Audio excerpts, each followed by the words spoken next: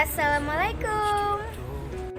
Hai teman-teman, saya Ira Inggiwibowo. Kali ini Ira akan memberikan video pembelajaran mengenai petty cash atau cash kecil. Apa sih cash kecil itu? Kas kecil adalah sejumlah uang yang disediakan oleh perusahaan untuk membayar pengeluaran-pengeluaran yang jumlahnya relatif kecil. Apa sih tujuan dibentuknya kas kecil? Yang pertama, mengatasi atau menangani masalah pembekalan kantor. Yang kedua, menghindari cara pembayaran yang tidak ekonomis.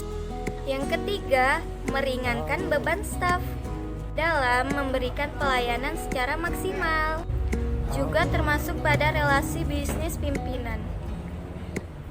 Yang keempat, mempercepat aktivitas atasan yang menggunakan uang tunai perusahaan secara mendadak dan tidak direncanakan sebelumnya.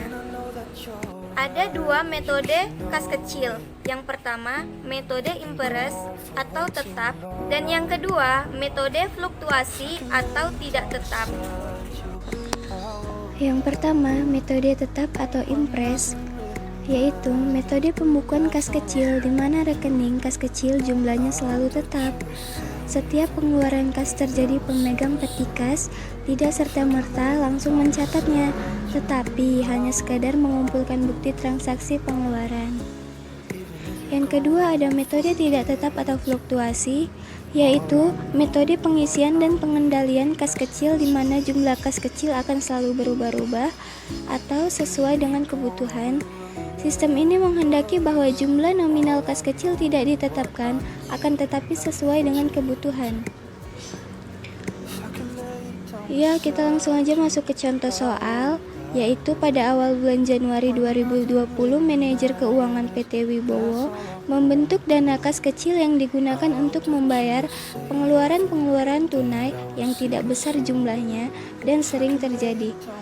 Disepakati oleh dana kas kecil yang dibentuk sebesar 1 juta rupiah yang akan diisi kembali pada tanggal 1 dan tanggal 16 setiap bulannya. Berikut transaksi-transaksi pada bulan Januari 2020, yaitu pada tanggal 1 bulan 1 2020 pembentukan kas kecil. Pada tanggal 2 bulan 1 2020 yaitu pembelian materai dan sembako sebesar Rp100.000. Pada tanggal 7 bulan 1 2020 yaitu membayar beban perbaikan kendaraan sebesar Rp200.000. Pada tanggal 10 bulan 1 2020 yaitu membeli bahan bakar minyak sebesar Rp300.000. Pada tanggal 16 bulan 1 2020 yaitu pengisian kembali kas.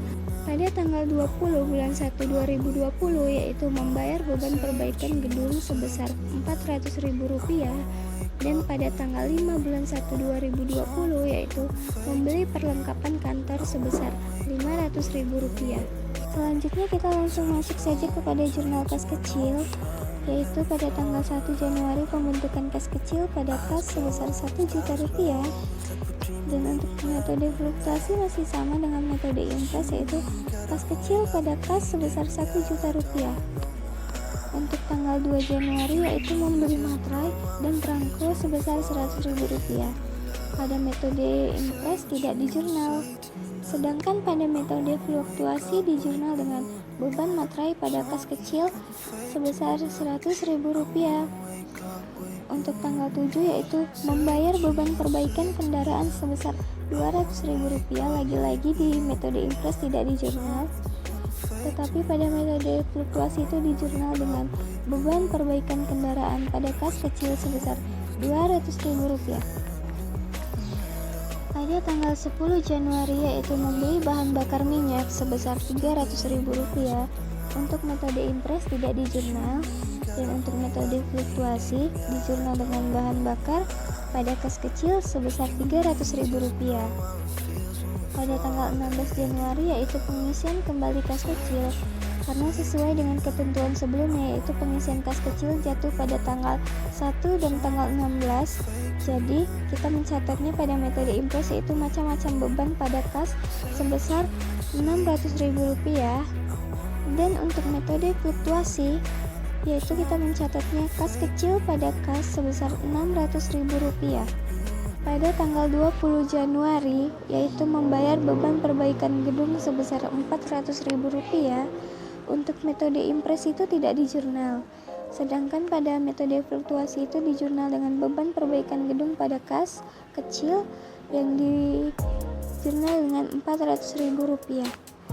Pada tanggal 25 Januari, yaitu membeli perlengkapan kantor sebesar Rp500.000, lagi-lagi tidak dijurnal, dan di metode fluktuasi itu dijurnal dengan perlengkapan kecil pada kas sebesar Rp500.000.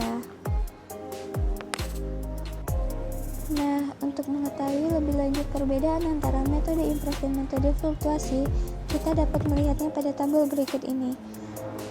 Pada tanggal 1 Januari kan pembentukan kas kecil yaitu sebesar Rp1.000.000. Di sini masih sama, pada metode impres dan fluktuasi dijurnal dengan Rp100.000. Untuk pada tanggal 7, tanggal 10, tanggal 15 itu tetap sama, yaitu Rp100.000, Rp200.000, dan Rp300.000. Pada tanggal 16 kan di sini pengisian kembali kas kecil. Untuk metode impres itu dijurnal dengan Rp600.000 karena ditambahkan dari Rp100.000 ditambah Rp200.000 dan ditambah Rp300.000 menjadi Rp600.000. Sedangkan pada metode fluktuasi itu kita menjurnalnya tetap sama pada kas kecil pada awal. Nah, untuk tanggal 20 dan tanggal 25 itu sama. Metode fluktuasi dan metode impres menjurnalnya dengan Rp400.000 dan Rp500.000. Nah, teman-teman sekarang sudah tahu kan perbedaannya? Sekarang teman-teman bisa mempraktekannya sendiri, cara pencatatan kas kecil atau petty cash. Demikianlah video pembahasan petty cash atau cash kecil dari Ira. Semoga bermanfaat. Assalamualaikum.